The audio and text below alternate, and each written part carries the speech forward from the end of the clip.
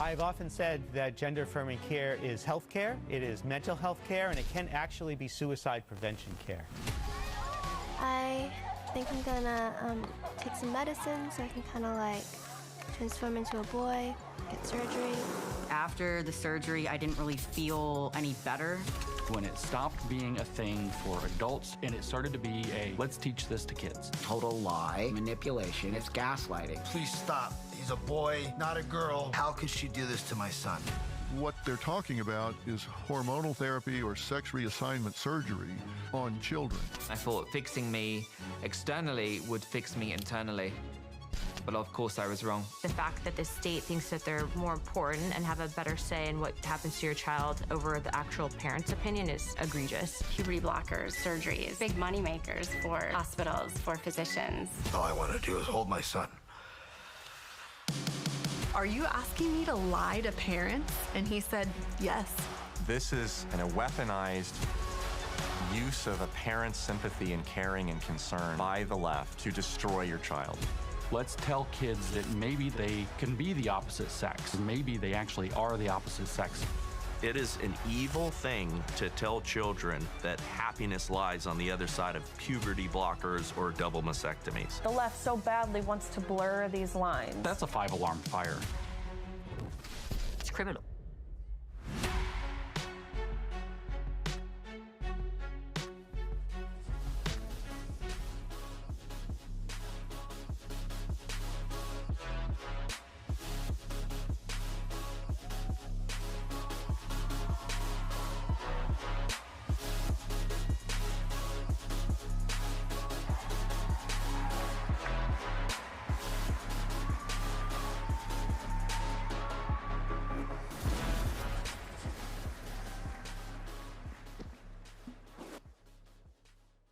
Hey everybody, thank you for this warm welcome. As you just saw the trailer, we're here to talk about the upcoming documentary. It's a Daily Wire Turning Point collab, Identity Crisis. This is about the transgender issue that we're all very familiar with. It's been a huge problem in this country, and that is a problem that we're fixing.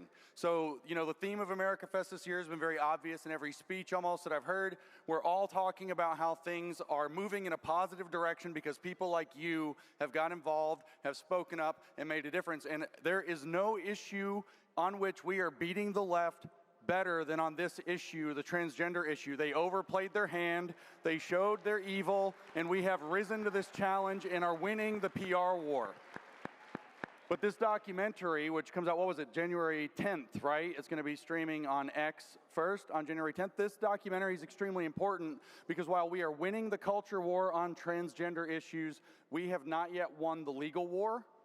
And we have not yet won the medical war, and we need to. Things are happening around the world. Some countries are waking up to this too slowly, but the United States is way behind, and this is going to be very, very important. So let me just give a couple of simple, self-evident truths, and then we'll jump into this excellent panel that we have here. Here's one for you.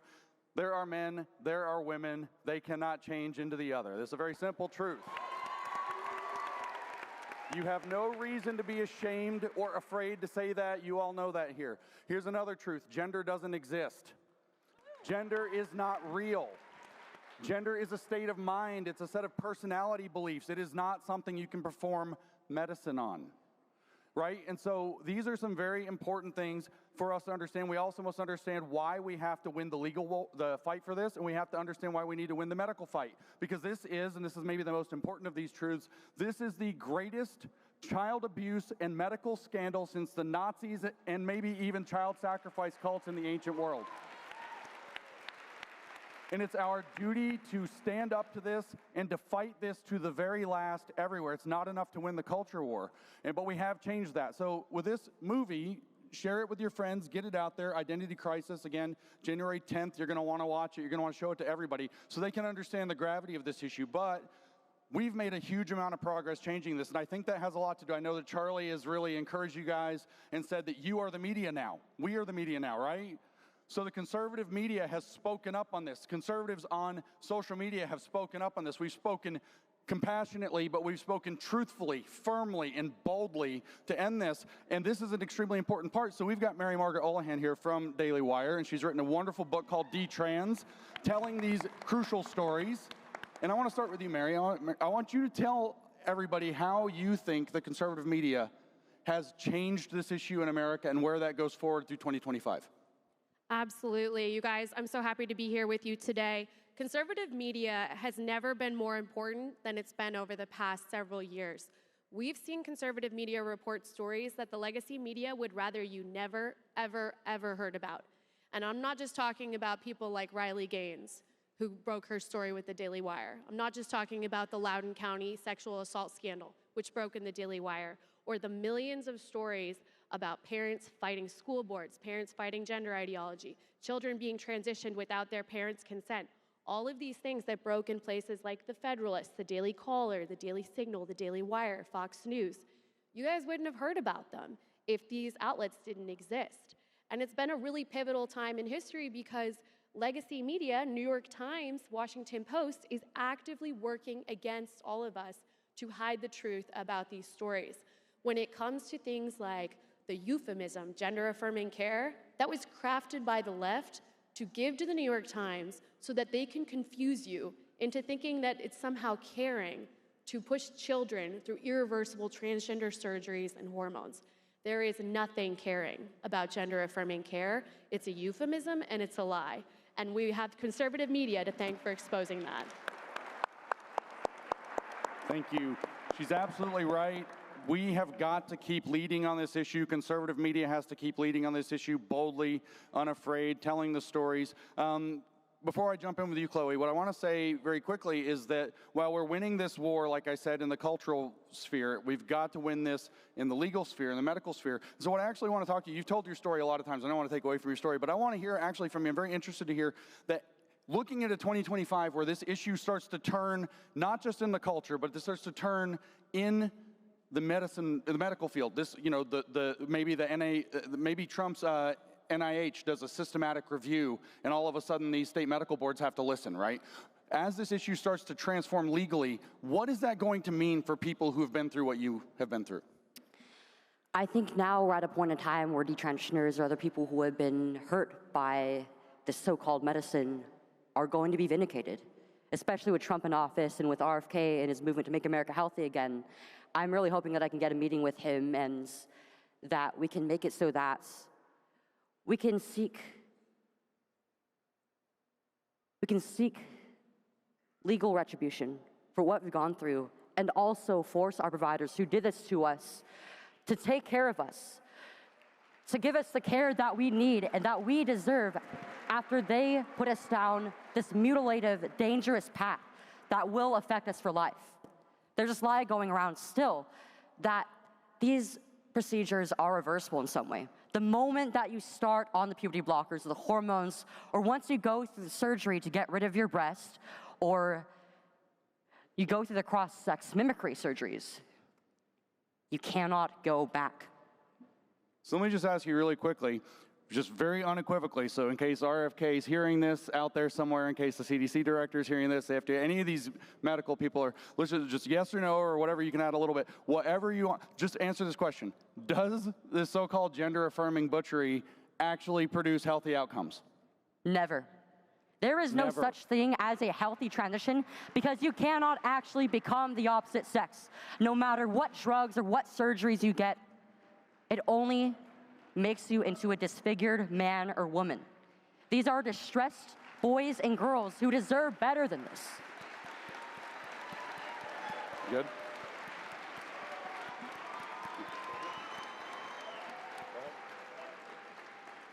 And as it is right now, detransitioners are not acknowledged by the same medical systems, the same hospitals and doctors who hurt us in the first place. There aren't even any standards of care. We have to force these same insurance companies who unequivocally cover these transition treatments to cover ours as well.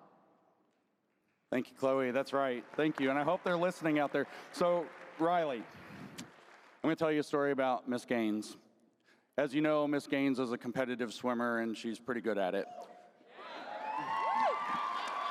What you do not know is that last year, Miss Gaines and I were together at an event in California on the Pacific, and right there on the beach, and she came up to me, and I'm dressed, you know, like this, and I have to go to a meeting, and she's like, hey, do you want to go down to the ocean and have a race?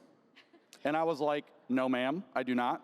And I have this meeting to go to. She's like, come on, blow it off. Let's go swim in the ocean, and I'll beat you. And I was like, you will beat me. And she was like, you're just afraid to lose. And I was like, ma'am, I am not afraid of reality.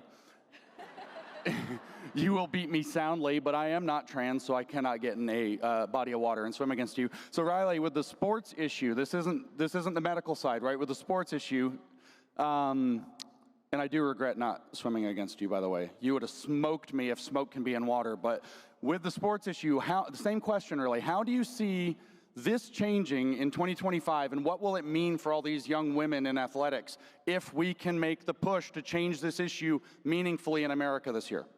Well, first of all, James, don't lie. You just didn't want to be seen in a Speedo. That's really what it was. I'm not afraid of that. We would have to shield our eyes from that. Look, this issue, the gender ideology movement as a whole, I think specifically the sports issue, it brought to life, it perfectly highlighted the concerns that so many people had. And it proved to us just how out of touch and how far from reality, truthfully, how anti-reality the left has become. Saying that men and women are the same, it's interchangeable, these things are synonymous. You can be one thing one day, the next thing the next, which, again, as we saw on November 5th, the American people wholeheartedly reject. So what this looks like in the courtrooms specifically, I will say, myself, there's a lawsuit going on right now. It is called Gaines versus NCAA. Myself and now, which to be very transparent, this is never something that I wanted to pursue, okay? The emotional investment, the time investment, of course, it's a financial investment to pursue these lawsuits. But I'll tell you when I changed my mind. I was talking to the president of the NCAA at the time, President Mark Emmert. Of course, it's now Charlie Baker, which he testified before the Senate just this week. We saw some great lines of questioning from Senator Hawley, Senator Kennedy, Senator Blackburn, to which he falsely testified on several accounts, actually specifically pertaining to what's going on in the federal courts surrounding this issue. But I was talking to the NCAA president at the time, Mark Emmert, who publicly released a statement saying he unequivocally, word for word, stood in his decision to allow Leah Thomas to swim with the women because it was based in evolving science, whatever that means. But privately, he tells me, you keep going, you keep fighting. And I look at him. How can you tell me to keep fighting when you are the one that I am fighting? I said, where does the discrepancy lie if we both agree here? And he says, well, my hands are tied. I said, who's tying your hands? You're the president of the NCAA. And he says, well, you know, I don't want to lose federal funding. I don't want to get sued. And I looked at him and I said, I am going to sue you. And that's what I've been doing.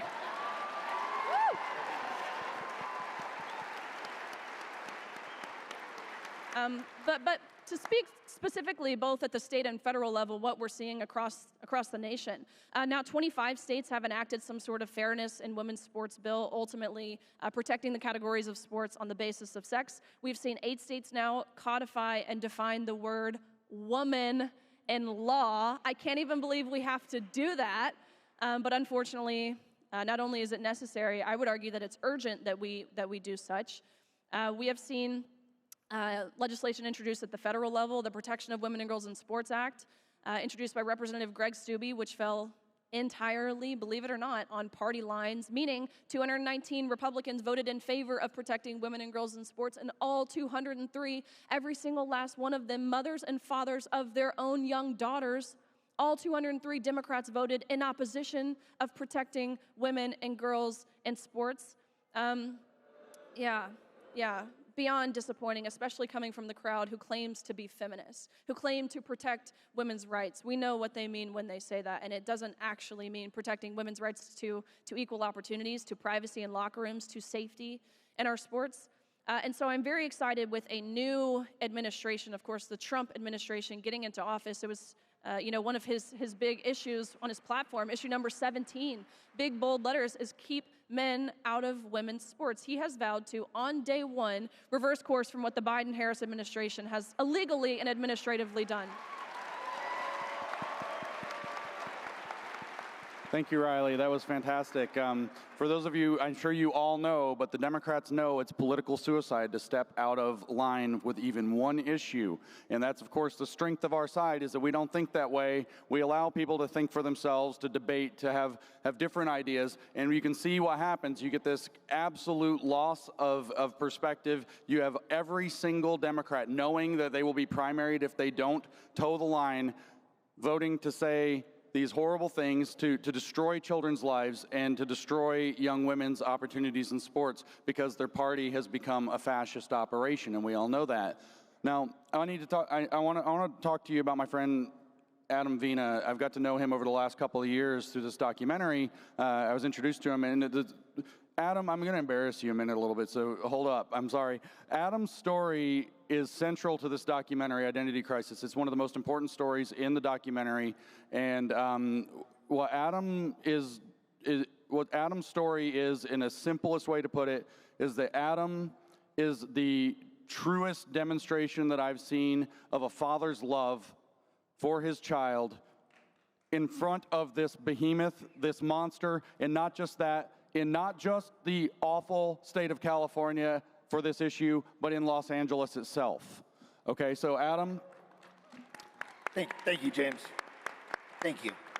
Adam, I'm so glad you're part of this documentary. I'm so glad you're on this stage with us. And I want you to answer kind of the same question. You know, what is this going to mean if these folks out here can help make a difference on this issue in 2025 and 2026, if we can help the Trump administration make a difference, if we can help our states, including California, where we're talking backstage, let them know. If we can make a difference, what's it going to mean for people like you who have had your child taken away by the state because you don't believe that your son is a little girl? Yeah, I think what California needs is somebody that we can rally behind as governor. We need a Trump-like figure to run for governor in California. We need, because as we all know, when Trump does ban the puberty blockers and the surgeries, Gavin Newsom is going to fight tooth and nail to fight anything that President Trump puts in place.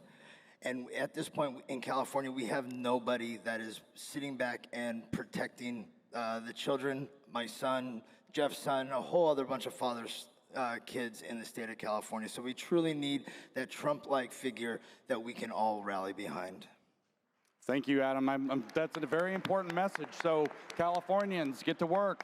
Make California great again, right? So make California great again. We need all 50 states in this fight to bring America to where it needs to be. And this is a pivotal moment in our history, right?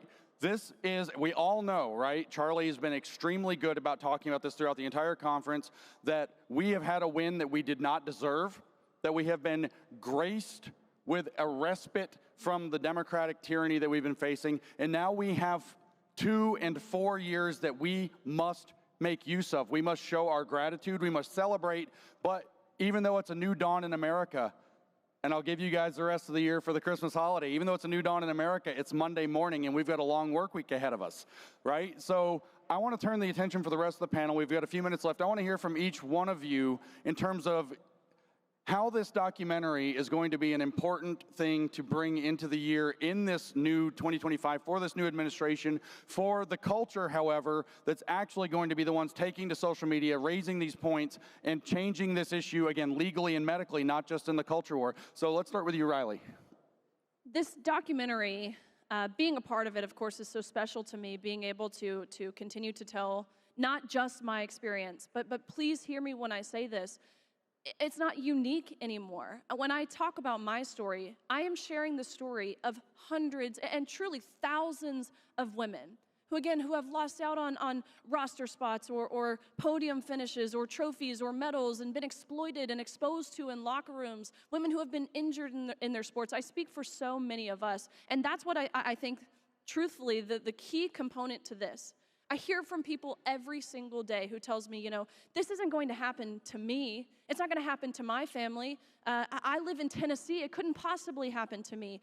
That would be your first mistake. Nobody is immune to this. Nobody is immune to the gender ideology movement, and that has been proven over the past few years. So take this Spread it far and wide. Share it with your children, your grandchildren, your best friend, people who you know don't agree with you and typically, I mean, maybe would even call themselves a lifelong liberal. Let them hear from the everyday people like me, like Chloe, like Mary Margaret, like Adam. None of us expected to be here, and I promise you, none of us want to be here. But it's a necessary fight. It's a fight someone has to bear the mantle of. We on this stage, of course, have proven ourselves that we are willing to do it. We need all of you to be willing to do it as well.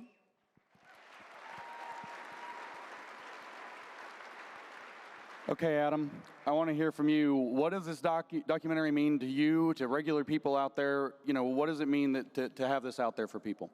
I think this documentary is, it's bringing to light the war that we're having on children in America, the war that is on parents, the war that are on fathers in America. And it's really hard to see how we have gotten here, but this documentary really shows in great detail on what exactly is going on with our kids and parents in the United States.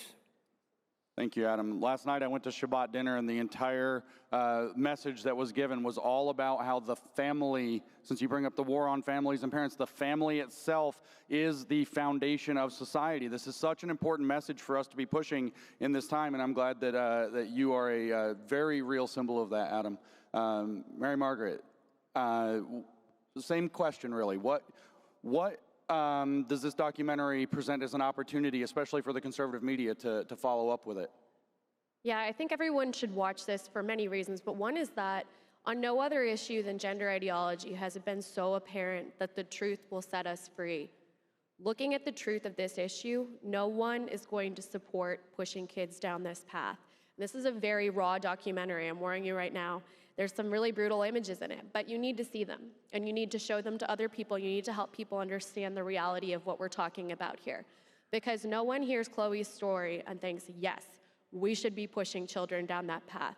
You think, I want to help that girl. I wish I was there for her. And that's the way we're changing our culture, is with real stories like Chloe's, like Riley's, like Adam's. And this documentary does an amazing job of doing that. Thank you so much. Now, as always, I'm going to let the inimitable Chloe Cole bring us home. Chloe, what is your message for regular people out here, for families, for parents, for medical providers? I know you already gave that one a little bit. What is your message, and how does it mesh with the documentary?